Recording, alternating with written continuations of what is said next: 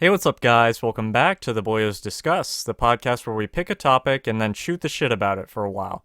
Today we'll be continuing our review of the Bad Batch series with Episode 4, Cornered, and Episode 5, Rampage. But before we get into that, if you enjoy the video, then we'd really appreciate it if you like, comment, subscribe, and hit the bell icon. With that out of the way, I'm Matthew, and I'm joined by my co-host, Ben. Yo. So first up, we'll talk about Episode 4, which is Cornered. And the official description for that episode is the Bad Batch's supply run goes awry. And basically, they go to Pantora, which was that planet of blue people in Avatar and in Star Wars, oddly enough. But along Pandora. Oh shit, you're right. Yeah. Yeah, close enough. This is totally different. They meet up with Fennec Shand, who was basically a bounty hunter or a sniper from The Mandalorian. I think it was played by Ming-Na Wen. And so she shows up and she's hunting down Omega, and so they tussle a little bit, and we have like a really big chase sequence that sort of reminded me of Attack of the Clones a little bit. Like they're jumping around on speeders and stuff and shooting police officers, which I was like, holy shit. ACAB. It was crazy. But along the way, Tech, he changes their ship's like transponder thing, so they're going to be harder to detect going forward. And Hunter also along the way, like, because they need to get money. That's the whole thing, is they don't have any credits to buy food. And so Hunter, like, he goes with Echo, and Echo's like disguised as a droid. And they go to this like store, and this dude is like, "Hey, I'll buy your droid from you." And at first, Echo's like, "Fuck no, dude! Like, I'm not gonna let you sell me." And they like barter for a little bit, and he's like, "All right, if you're gonna sell me, at least do it for like a few hundred credits more." Yeah, he sells him, and that's a whole sort of funny little thing that's going along the way. But what did you think of the episode? I liked it. It didn't do anything crazy, but it was better Bad Batch material than I'd say like the second and third episode. Yeah, I guess like my biggest criticism, if you even want to call it that, with this episode was that they're still just pushing Wrecker as like the comedic relief. Yeah. Because he goes down into the sewers with Fennec to like fight her so that way Omega can get out. And he lasts like a whole 2 seconds, whereas Hunter, he's like able to go toe to toe with Fennec pretty well. Well, and that pissed me off because Omega's running. Wrecker's like, "Oh, go up there and I'll fight her off." She has a gun. Just shoot him. But they get in a fist fight, and she just kind of like throws him against the wall, and he just gets fucking wrecked. But like, just kill him. That plot armor was ridiculous. Like, yeah. It annoyed me. She's a bounty hunter. She's trying to kill everybody. She jumps onto some random guy's car, and Grand Theft Auto throws him out. But they're flying, so he's dead. Yes. So she just throws him out of a flying car, no problem. But Wrecker, don't want to kill that big guy. So the only thing I might be curious about, well, no, because then that wouldn't make sense. I was going to say, I don't know if it's the Kaminoans who hired her to get Omega back, which seems like the obvious route that they're going. I would say yes, but so I don't know. Maybe they were like, "Hey, don't kill the Bad Batch if you can help it," sort of thing. But then I don't know, when she's fighting Hunter, like she has the knife, like his knife to his neck, and so I don't know. It's sort of 50-50 on whether or not that's going to be like a contingency thing or something with her contract. What bothered me, or sorry, keep going. No, you're good. I would say, like, what bothered me a little bit is I know they're trying to do something with Crosshair and his squad, but like, this could have been Crosshair. Why did it have to be another bounty hunter like Fennec, who even having seen The Mandalorian, I don't know two things about her. It's just like it's practically a new character they introduce. So I think if it was Crosshair doing literally the exact same things, hunting them down, trying to get Omega, this and that, it would have been more investing. Yeah. But I don't know why they chose to put Fennec in instead of him. I thought Crosshair would be Fennec. Because it's carrying over into the next episode, which we'll talk about, that like they're trying to figure out who she is, why she's hunting them, this and that. So like if she's going to be this ever-present thing chasing them, What? I thought that was Crosshair. Yes, and I do agree with that. And that was one of the next, I guess, bullet points I had, because we have sort of talked about synergy between like all the shows in terms of seeing like Saw Gerrera and Kanan as well. And now it's sort of another thing where it's Fennec and this, and I'm sure we'll see more by the end of the season. But I don't know. I guess you sort of answered the question I was gonna have, which is, did her showing up do anything for you? And I'm sort of in the same boat. It's like on the one hand, I'm glad because she really didn't do all that much in The Mandalorian, and it's just cool to have her more fleshed out. And I do like how they actually kept the same actress to play her, so Yeah. that's just a good touch that I think goes a long way in terms of making everything feel more connected. Whether or not that actually pays off in the long run, at least more than having Crosshair, like you said, in that position remains to be seen. So we'll just have to play that by ear, I Well, guess. she's just boring. Like she doesn't say two things. Like Star Wars and bounty hunters, everybody loves the bounty hunters. They're cool, this and that. But I need like something. Like even in episode 5 when you see them all for 1 second, Boba has badass armor. IG-88 is a really cool looking robot. Fucking like Bane in the Clone Wars has like such a badass voice and like clothes. So he's really cool and you want to see more of him. Fennec, it's just this like lady with the weird goofy looking helmet Uh, and she doesn't say anything, and it's just like, oh, she's really cool, right? And it's like, this it just feels like a placeholder for something. yeah. I'm sort of with you on that. Yeah, that's sort of where I fall as well. So I did like the look of Pantora a lot. It had like Russian onion dome architecture. yeah. That was really cool. Like the cities are looking really neat, and a Well, little bit in the episode 5 too. They had like similar. They're doing a lot of that kind of onion dome looking stuff.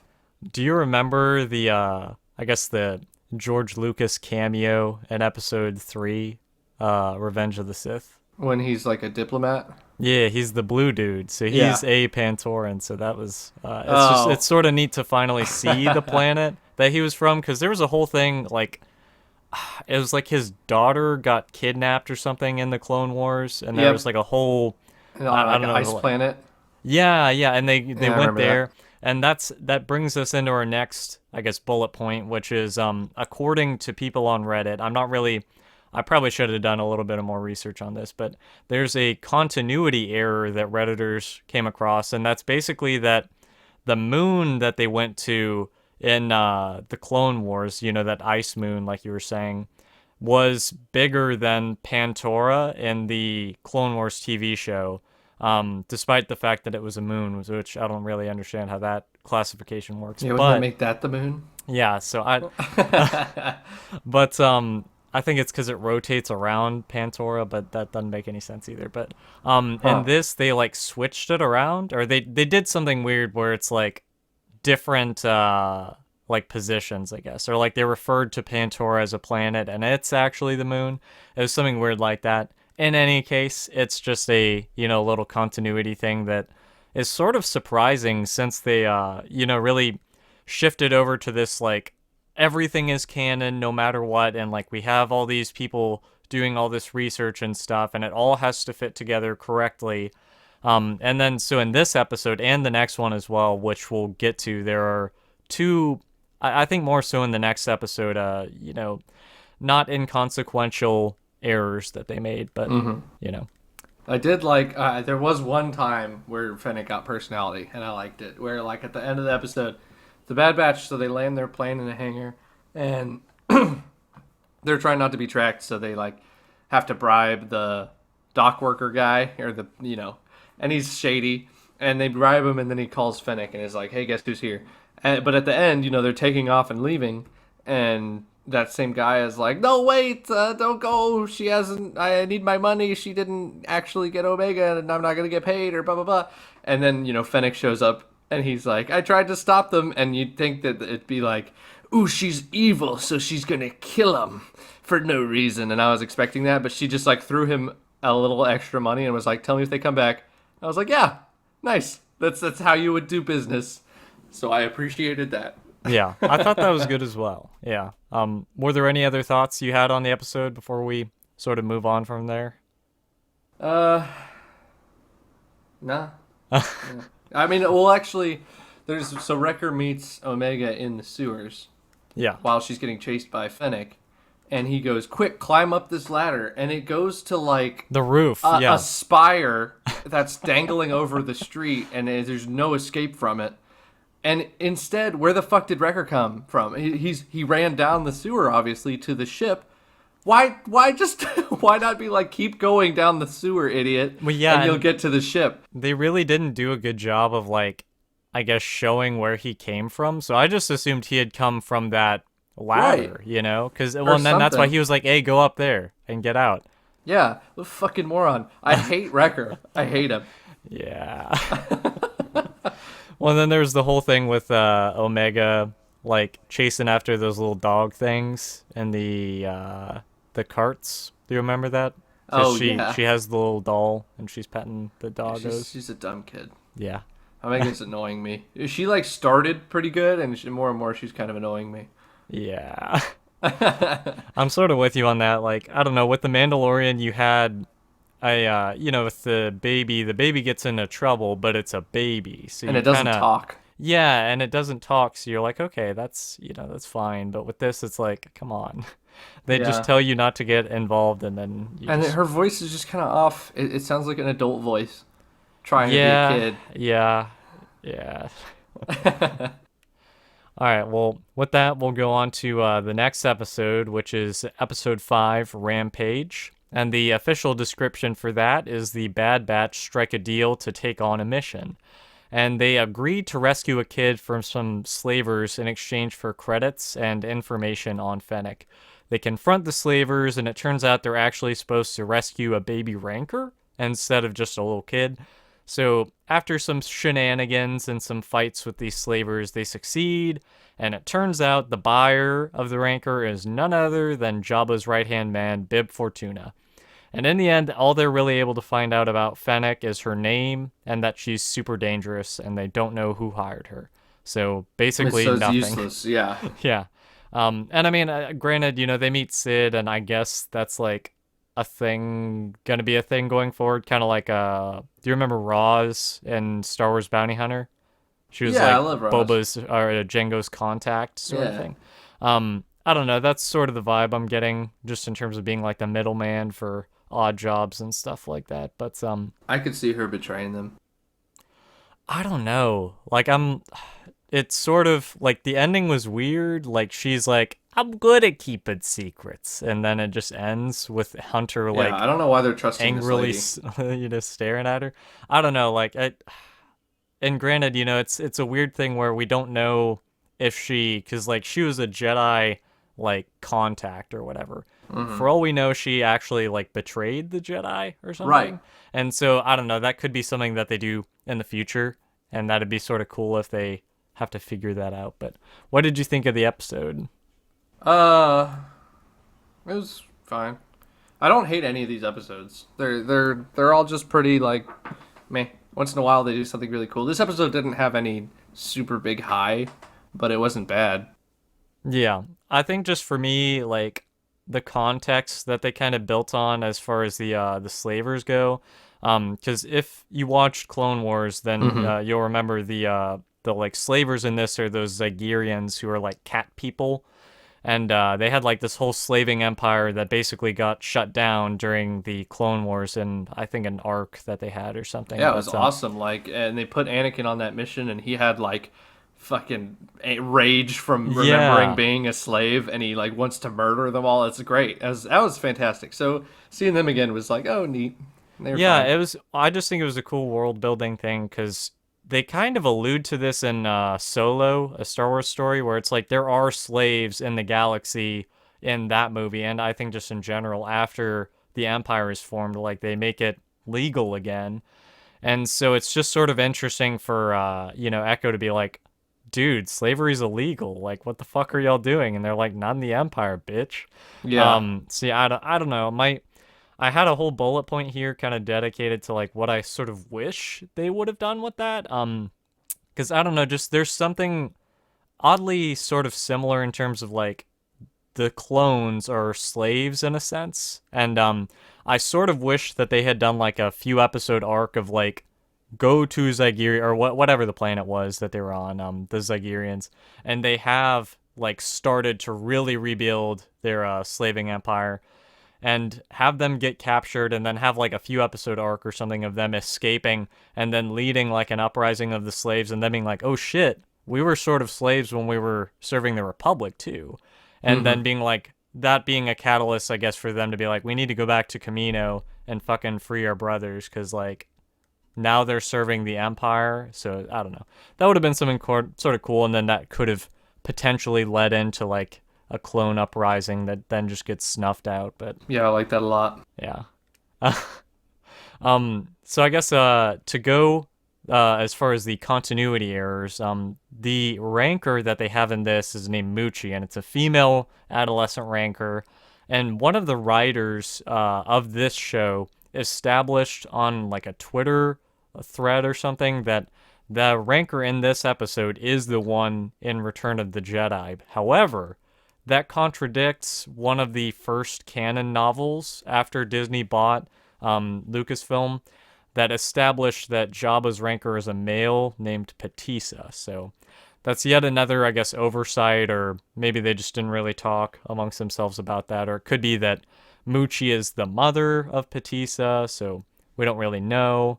I don't really care about all that, but what angers me is that Bib Fortuna is the one doing the big deal when it should have been the fucking shirtless belly man who Dude, weeps no. over him. So there was that. So there were like those two aliens, and then the dude in the hat who was kind of fat. I was so hoping that that was the. Oh, I was was he? hoping that was Malakili. But Oh it wasn't. man. Oh. I And know. I wanted they to. I could have wanted had them him to have a fucking moment. cry when they freed him, and he was like, oh. Yeah. Yeah. I love you. But no such luck as far as that goes. That was completely missed opportunity, man. He's one of the deepest characters you could dive into. I wanted to see what goes on with him and Muchi. I was really disappointed that they didn't. And granted, I don't even know if the actor's alive anymore, but the actor who they got to play Bib Fortuna did not sound, I don't know, enough like Bib Fortuna in Return of the Jedi. Yeah.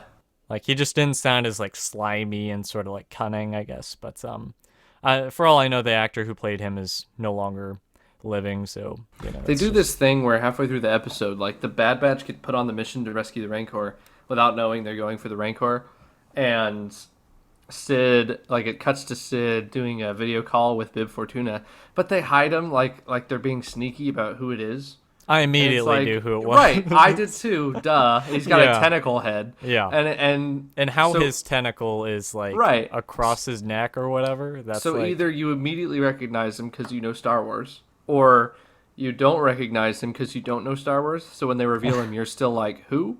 So why even bother hiding him? Like, that's that was why just they like goofy. scream Jabba's right hand man when they Right. introduce him, because it's like then people be like, oh, Jabba. Oh, okay. That's the worm I at guy. least know that. Yeah. Yeah. Wookie nipple pinchy. But yeah, it's like why bother with the sneaky? I don't know. It's just kind of goofy. It's a nitpick, but still. Yeah.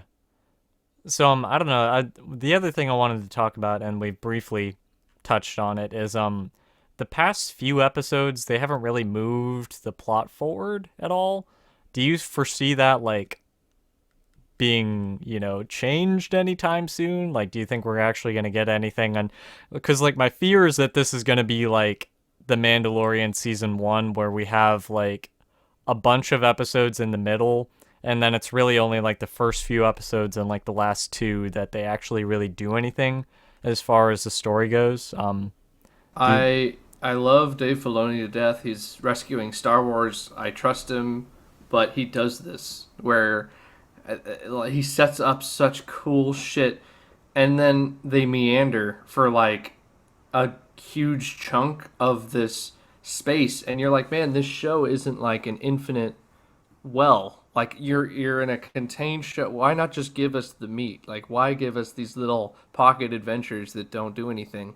Like I know that he's going to deliver, and there's going to be some episodes that really just fucking wow us. Like the first episode, and it's gonna happen. But I just want, like, I don't want to waste my time with these. Like, I'm going into next week going like, I think we're gonna get another silly 20-minute adventure. Uh, so I'm not like, and we keep saying it every week that we're just kind of like, oh, okay, we'll watch it this week and see what happens. Like, I want to see some big things happening. I want to see development. I want to see tie-ins. I want to see plots that are going to take more than 20 minutes to flesh out. Yeah, well, and that's 2 episodes. Like right It's now we're kind of at like the 20-minute Avatar mark. did that. Yeah, Yeah, yeah. yeah. Avatar was like that too, where like in the first book, that's kind of what this feels like. Where first few episodes, it was like, yeah, they find Aang. He goes to the air temple, sees his dead master. Shit's moving, and it's like developing. And then they meander and they go on little adventures, ba ba ba ba ba. And then the end of the season is my favorite part of the show. Like the end of season one are my favorite episodes. So that's just, and Dave Filoni worked on that. So I just see like that's kind of just his style, I guess. Is to just Yeah, I I don't don't know. know. It's such a weird thing as well where it's like when you do like television, it's like I understand to some degree that it's like okay, you're contractually obligated to do X amount of episodes in a season because that's just like how TV works. But when you're on a streaming service, you're not really I guess held to that sort of like agreement, I guess. And so it's just sort of odd then that they're like, okay, we're doing 16 episodes, which is like the longest of any of the Disney Plus shows that I know of, anyways. Because like Mandalorian season one, that was what like 10 episodes. Season two, also like 10 episodes, and it's sort of been the same for the Marvel shows now. And so I almost wonder if that is to this show's detriment, or like in the future, like a year from now or whatever, if we'll look back and be like, yeah, they probably should have just done like an 8 episode mini series or whatever and just called it at that, instead of doing 16, 20-minute episodes, just do like 8 40-minute episodes or Right. something. But I would much rather get 8 solid, concise, and continuing episodes over 16 adventures or 8 adventures and then 8 episodes that are. I don't need the adventure. It's fine. I can go watch Star Wars Resistance, and it'll yeah, be the or you same can watch fucking shit. Star Yeah. Wars Droids or the Right. Ewok TV show. Yeah, like that stuff is there, and we've seen it, and it's exhausting to Yeah, keep seeing it. yeah. I want the fucking meat. I want Crosshair to murder more civilians. I want more Jedi to be found and executed. I want Tarkin to blow up planets. I want to see like real shit, not this like, ooh, we're rescuing a baby Rancor this week. And Jabba, ooh. Whoa! Yeah, Remember well, that and it's guy? just, dude, like, it's not as bad as this, but it just reminded me of in the Clone Wars movie when they had to rescue Jabba's fucking son. Right. It's just like you Whatever have happened to this- his son, by the way? Fuck his son. Where is his son? Damn I it! don't know. I hope he got fucking murdered. Like, I just don't understand why you would do this. You have Star Wars. Just do cool shit, please. It's there. So many characters that aren't. Well, Fennec. Who the fuck? I don't care. I think, well, and it's like they want you to care because they're probably setting it up for something really cool in Book of Boba Fett and season 3 of The Mandalorian and all that good stuff. So But like Zam has more personality than Fennec. Like I'm more interested in Zam Wissel, which was Django's right hand, Yeah. than this chick who's Boba's right hand. It's just her. It's his Zam, but she's not as cool. yeah. Like Zam was a changeling and had a cool outfit, and the car was badass. Fennec's just got this like it's a goofy ass looking She's a helmet. sniper. Yeah, it looks like a fluted like knight helmet, but I don't know, with too big of a gap. It looks Yeah. like she's wearing like at the top of a trash can or something. It just doesn't look intimidating at all. Yeah. It's like someone styled a motorcycle helmet after the top of my garbage bin. It's goofy. Yeah. And it's just unfortunate. I don't know. Like there's so much that they could do just in terms of like, I don't know, fan service, and granted, that can sort of bite them in the butt, I guess, if they aren't careful. Well, just useless fan service is annoying, like this fucking Rancor thing. Or Fennec. Like, when it develops into something, cool. Like, Boba being in the Clone Wars developed. Yeah. It wasn't just like, look who it is. It actually affected the plot, and you couldn't have these episodes without Boba being in them. Yeah. But, yeah. And that is a great point that I guess I didn't really consider in terms of him and his appearance in the Clone Wars. Were there any other thoughts on either episode that you wanted to talk about, or? Wrecker did that thing. He, like, in the 5th episode, he all of a sudden was like, ow, my head. Oh, yeah. And Yeah, they're like, what's wrong? And he's like, nothing. So you won't see what's wrong until episode 15. They're totally setting that up. And I didn't think they were. It was in the 3rd episode is when he hits his head. It was just such a, like, ooh, ow, I hit my head landing. That hurt. Yeah. When it was like, is he stupid or is it something with the chip? It's like, right. It was 50-50. Ugh. Yeah. But I like how in the 5th episode they're scouting the slave area, and they're like, who's gonna be the scout? You, Echo, with one arm, climb that spire. And they make this dude with a screwdriver for a hand climb up a fucking tower. No, and I love later on when they're freeing the other slaves, he uses his, like, little data arm thing to just, like, drill apart the fucking, the guy's collar. Yeah. And it's like, you could have fucking drilled through his neck by accident. Whoops. And Omega picks up, what do the slavers have those, like, laser bow and arrows? Yeah. So I guess that's going to be her thing. Yeah. And she goes like, I didn't have to use the blaster, but I'm going to murder some motherfuckers with this bow. And I felt like there was something else I wanted to say. But I can't think of it. And that's this show in a nutshell. I liked how Echo's got this, like, he looks like Lobot. He's got that Lobot headpiece. And I always thought about, like, how the fuck does he put on his helmet? And then in this episode, you see him put it on, and there's, like, a gap in the helmet, and it, like, screws into the Lobot piece. I was like, oh, that's really fucking cool. Like, yeah, it is. Echo's design is by far the coolest. Like, not even close to anybody else. He's got, like a tunic covering his legs that's, like, red and black, and his visor is just, like, a thin line, and his helmet screws into that shit, and it's just like, yeah, he's got the screwdriver hand, which isn't very cool, but no, his aesthetic is really cool. Wrecker's just big. Tech has glasses because he's the smart guy, and Hunter is when he's in the helmet, it's a regular helmet, and when he takes it off, he's Rambo, and it's like, yeah, I like Echo a lot. Yeah, Echo's great, but I mean, part of that is, like, we've known that character for a long time, you know. Not even, like, honestly, I don't remember Echo before the final season. Huh. Like, I remember the name, and I remember he was part of that squad with Fives in them, but I couldn't tell you which one he was specifically. But now he's definitely more of a character. Yeah.